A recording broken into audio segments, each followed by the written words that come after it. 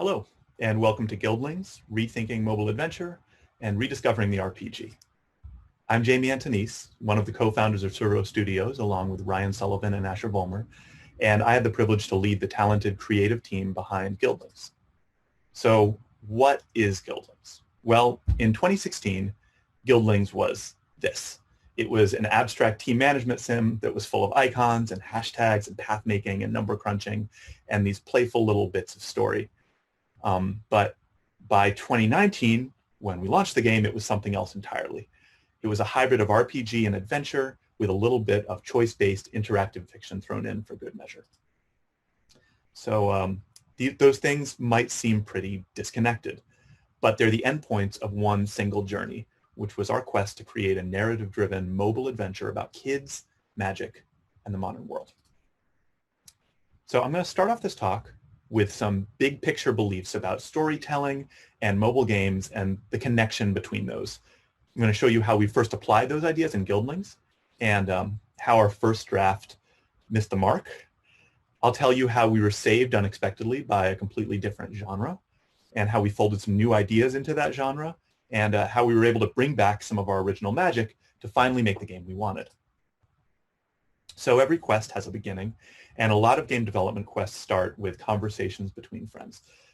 Asher Vollmer and I started prototyping Guildlings back in 2015, and we really wanted to find a way to tell a great adventure story for mobile. Now, games and books and movies all tell stories, and greatness looks really different in each one and is pretty subjective. But no matter what the medium, really great storytelling has to do certain things. It has to draw you in.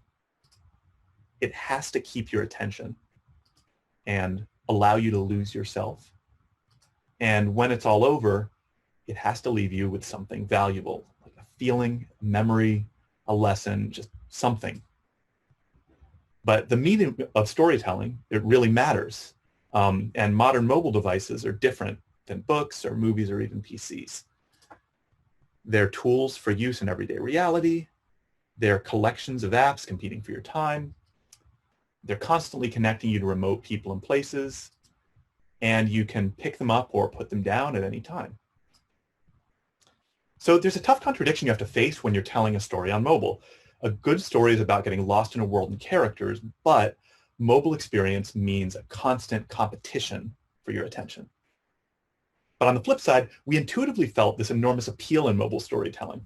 We'd felt the promise in games like 80 Days and Device 6 and Monument Valley, and even in the way that people connected to the minimalist and abstract world of threes. The ability to maintain that connection to the real world, but slip away into something else is a special thing. So we had started developing a world for this game that really excited us, and we had done it in collaboration with some really talented artists whose work you're going to see here: Mackenzie Schubert, Kyle Youngblum, and Ellen Alsop. So we had wanted to take the messy and the mundane aspects of the modern world and filter them through a playful fantasy lens, sort of the way the Wizard of Oz books did at the turn of the 20th century. And we really wanted also to tell a coming-of-age story about kids' first glimpses into the magical unknown. And we wanted to make the phone in your pocket or purse feel like a gateway to all that, an adventuring machine. So we fell in love with this dream and we wanted to share it. So we set about trying to make a game that connected you to our dreams in the most natural way possible. And here were our high-level goals for the gameplay: to make it a small window into our large fantasy world, a connection to characters that feel like friends, and we wanted that gameplay to feel natural on the small screen. Our early work on this was unusual, and it was fairly ambitious. We really wanted to create something that felt like an adventuring app. That was sort of the slick interface that you would use to guide teen heroes on quests that were modeled after road trips. You were managing various traveling teens through your phone, and you were sending them on dangerous journeys to far-off places. And whenever you checked back in, you got these updates on their progress, and you made new decisions. So we tested out all sorts of different prototypes for this that we connected into these gameplay experiences. We made gorgeous map treatments crisscrossed with paths that were zoomable to different levels of detail. We imagined the stops along the way that you could explore as these little playable dioramas, which you'd spin around with your finger and find tappable interaction points. And the story, we figured it would progress through these pop-up notifications that gave you 2 or 3 sentence updates about what your team was doing. And that the challenges along the road would be like little Instagram stories from your fighting characters. And we really felt innovative working on this. All the pieces that felt like great fits on the phone, and the suggestion of stories happening between your play sessions, we really hadn't seen anything like that before with an adventure story. And that's why it breaks my heart to tell you that it didn't work. We struggled in writing it, and playtesters struggled to care. And the truth is here that we had tried so hard to fit our game to mobile that we left good storytelling behind. Our game did draw you in if you loved App UI, but in creating a fictional social network, we'd made a story that was extremely hard to author, first of all, and also it was hard to follow. Our slow play conceit would force you out of that story just when you were sort of diving into those story beats and getting most involved. And the biggest heartbreaker of all was the way that the gameplay was fighting with the fantasy. The tasks were all about management and shuffling characters around. And so hearing about stories that were in between sessions was about as fun as sitting in an office and scrolling through the Facebook feeds of vacationing friends. The player wasn't involved enough.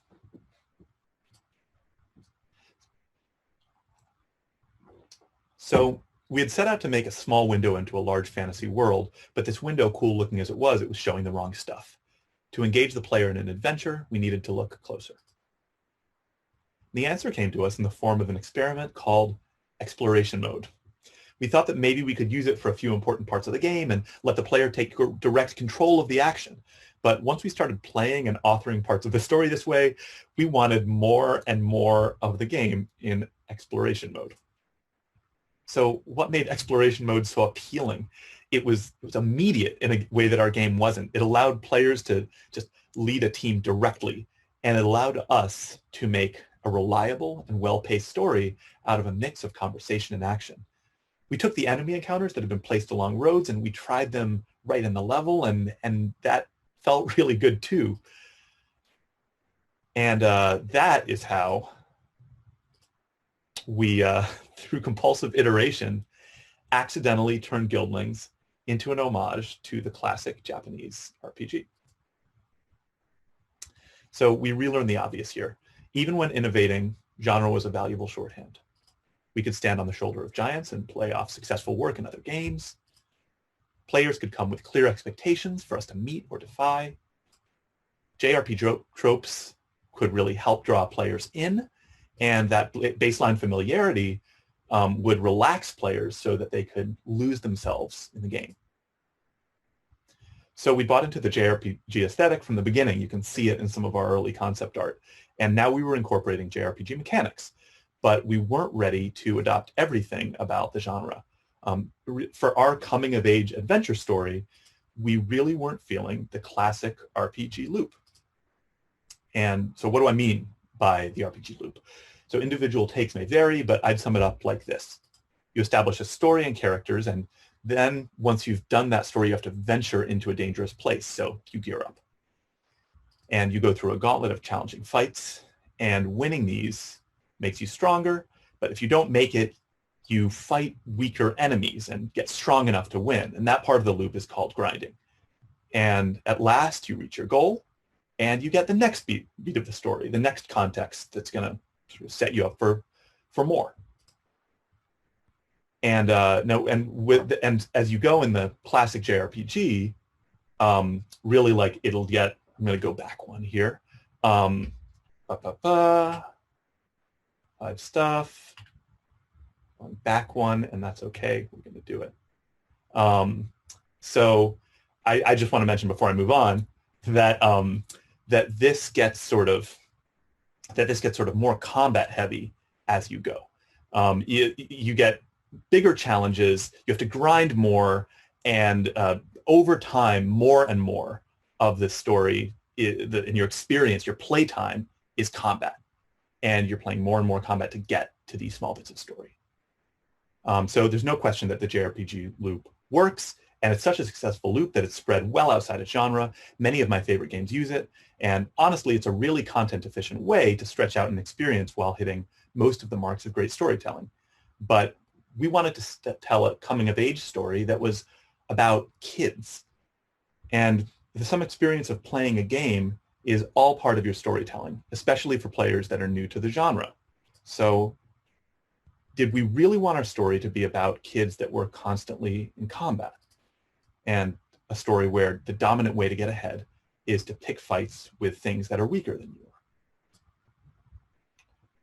So Undertale famously framed this as a moral choice between this grim RPG loop where you could really feel what that's doing to the character, and a choice between that and a more difficult path. And we chose the more difficult path. So I started off telling you a bit about our fantasy world, but somewhere in development, perhaps due to Ellen Alsop's amazing designs, we started caring more and more about our characters. We wanted to adjust the RPG tropes to emphasize your role as this empathetic and caring guild leader. This game was supposed to feel like quality time with long-lost friends. And we wanted you to really consider how you were treating those friends and make that a part of the gameplay.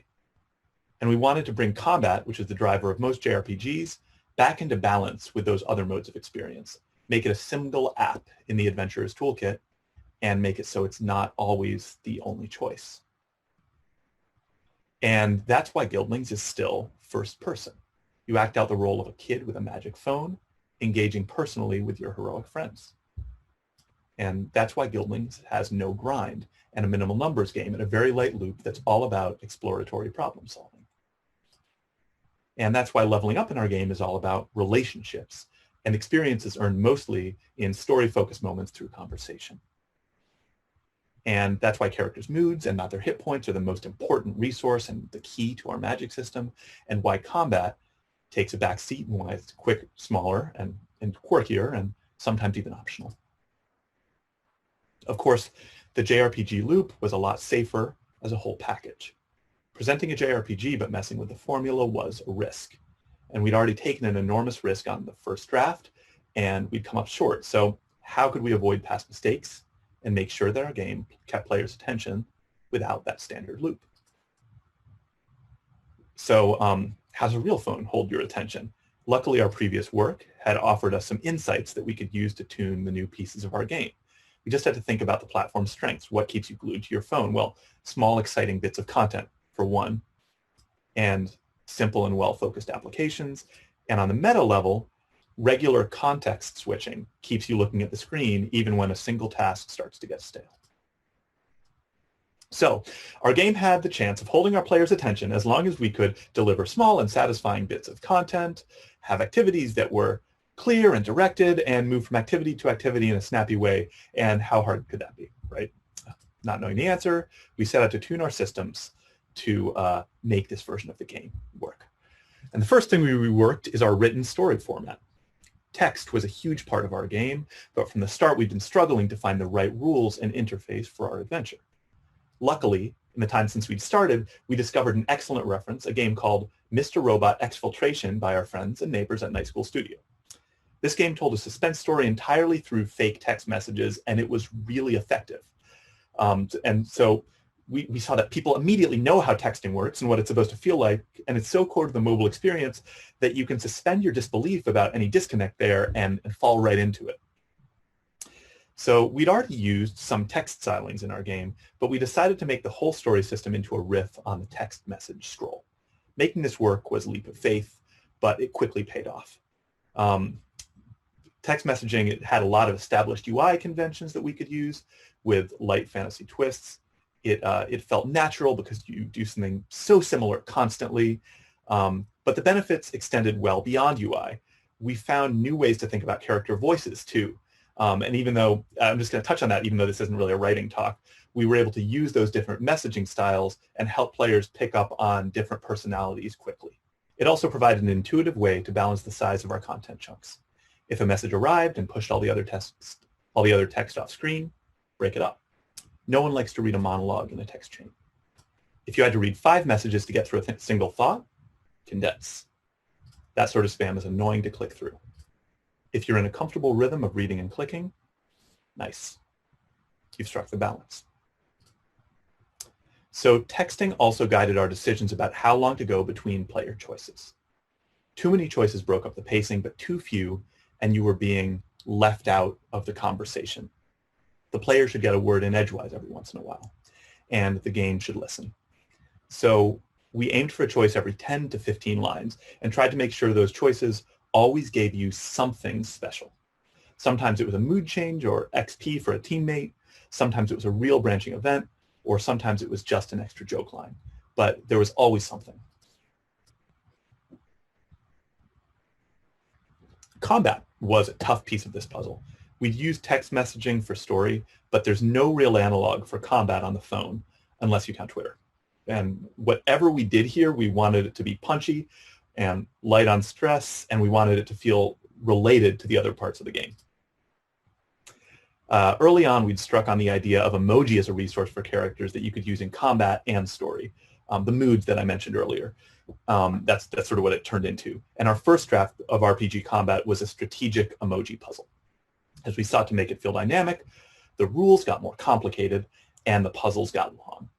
And deliberating over choices, it was really easy to spend 10 to 20 minutes in one round, one sort of full session of this combat. And it was really hard to transition between that sort of heady puzzle and a story beat. Combat was eating our game. So we swung hard in the other direction. How simple could we possibly go? We brought combat into line with the text styling that we'd established and the choices that we used elsewhere. We made it all a single choice puzzle again. You just chose a character, they did an action, and you saw the outcome. And in this, we ultimately felt that we went too far. This version sort of felt opaque to the player and a little bit trivial at the same time. It was you sort of couldn't tell what was going to happen, and it was hard to care. This combat wasn't really adding value to our game. It was just getting in the way. So I wish I could say that we were geniuses and that we figured out the system on the first or the third or even the fourth try, but it took us a long time. We eventually figured out a version where you could make solid tactical choices over short and satisfying sessions. And for the most part, what we did there is we balanced the risk of running out of battery, which is our health system, against the goal of keeping your team in the right mood so that they can use their strong magical abilities and use them to find shortcuts and pathways in the dungeon as well. So at last, combat felt like it fit properly into the larger game. So this idea of testing extremes and finding a balance helped guide our level design as well. We made an early test level that we called Chunk Field. And after playing, we realized that it was way too large. In practice, a space that was this big, it meant either a lot of wasted space or a lot of slow backtracking or both. And we learned in this test that the change of scenery is especially important on a smaller screen. So we tried the opposite extreme with a test level that we called Lump Island. And the art team took the lead on this one and made this small, bespoke space. This art-driven test helped us lock down our camera and really helped us nail many things about our style. So it was really worth it. But it was a lot of work for what turned out to be a 10-minute player experience at less. I mean, you could really do it in 5. And all these unique assets that we couldn't reuse were being used to make that. And as a writer also, this intimate space was a little bit claustrophobic. For decent-sized story beats that had twists and turns, it felt weird to be just ping-ponging back and forth between 1 or 2 screens. We really needed to stretch out a little bit more to make it feel like an adventure. And so there's not really one perfect level design. I think part of what makes level design great is that you have to create a flow and balance things. But one that I really loved was this level called Port Chumpus. This one was large enough, we felt, to make exploration interesting. It was small enough, though, that it never got boring. It never felt too repetitive. And as everywhere you went, there was something unique. There was details, and it really was a nice walk. So these different modes were really getting there, but that was only part of our pacing challenge. The transition between the modes was also crucial, and we found that switching to a new mode or a choice in text felt good at roughly 30 to 90-second intervals on the phone. Any longer in a single mode, and you could feel restless, and shorter, and you often felt rushed. But when our game switched regularly between modes, it sort of simulated that feeling of a loop. And that regular switch was one of our secret weapons for short-circuiting our players' natural mobile attention span and encouraging those longer sessions. Those longer sessions helped cement the story in the player's mind, which in turn made the process of picking our game up again more appealing and more fun. And speaking of context switching, it's time to wrap up. So it was a long and a challenging trip, but in November of 2019, after nearly 4 years in development, we released Guildlings on Apple Arcade, and people got a chance to tell us how they felt. And that made the process worthwhile. We found out that our risks had paid off here. We had made a game that players care about. We had made a game that with characters that people love. And you can see some fan art here and even a little bit of cosplay. We had made a game that had a natural flow on mobile that people played for hours at a time. And even though our game was only available on arcade, we still get enough enthusiastic reviews and messages. We still get enthusiastic reviews and messages that are thanking us for Guildlings every single day. The biggest complaint is that we, aside from those first week bugs, is that we ended our launch content on a cliffhanger, and players wanted more. Like really, they wanted more like now, and we're working on it. So should you emulate our process? No. Our process was hard. It was really hard. We spent too much time pushing unproven ideas, and it came at a cost. And because of the radical changes to our game, we were only able to tell a fraction of that story that we developed over that first year. Many of those characters that you saw and pieces of concept art that you saw, those are from places that we haven't gotten to yet. So it's true that many of the risks we took eventually paid off, but they should be evaluated carefully. You should evaluate your own risks carefully. Those hard-run lessons, they made us better storytellers and better developers and made Guildlings a better game. But having learned those lessons once, I would definitely aim for a straighter path next time. Smaller and more focused experiments. And hopefully this talk will help you find the same. So is this the only path to great mobile storytelling? Another question. Clearly not. This is a sort of mode and a way of making a game that was uniquely suited to our goals, the story that we were trying to tell. You're going to have different goals. And some of what we've done here is going to apply to you. Other things might not. You might be trying to frustrate the player in a way that we're not. You might be trying to make the player feel fear, or as opposed to make them sort of get excited for this adventure. And those will all lead to different decisions in your design, of course. So a couple more takeaways. So what can you take home if you're not going to emulate our process and you're not going to just copy everything we did? So what can you keep that's valuable? Well, for starters, if you are doing something experimental on mobile, think honestly and deeply about the kind of experience that you want players to have. How does the platform change that experience? And do your game elements all help build that experience, or are they fighting? Genres were really careful thought too. People come to any game trying to understand what you're asking of them. Genre is a tool for the players. It's a shortcut that they're going to use to figure out the invisible rules and goals and values of your game. So even if you're not interested in genre, your players probably are, and they might even be filtering whatever you're doing through some genre lens. So you can use that genre to set expectations and draw people in. And if you're feeling brave, you can subvert your genre in a way that's meaningful to you. So if you're making any game, experimental or otherwise, on mobile, think hard about attention. Fun is really abstract. Attention is clear. You can see when someone's paying attention in the moment. And pacing is an underrated part of holding a player's attention. Good way to test pacing is to make quick and extreme tests on either side. What's too short? What's too long? So you should feel these extremes for yourself because they're going to help you build an instinct for the space between. And on mobile, pacing is especially important because there's always something else, real world or fantasy, asking to be checked. You're competing with every app on the phone for your attention, not just other games, but Twitter, and texts, and TikTok, and Etsy, and emails, and everything. If you do get a player's attention, how will you hold it? And I'm framing this in general as a talk about mobile.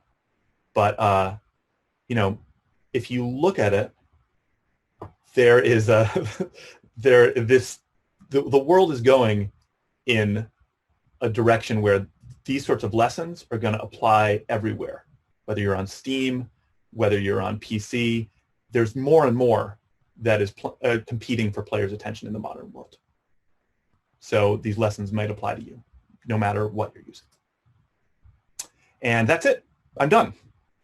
Guildlings is available on Apple Arcade, and a major story update is coming soon, hopefully this month. If you want to see some more about the game or glimpses into what we're doing next, follow us on Twitter at Guildlings, or you can follow me at Jamie Antonise for occasional design posts, writing thoughts, and quotes from my 3-year-old son. Thank you for listening.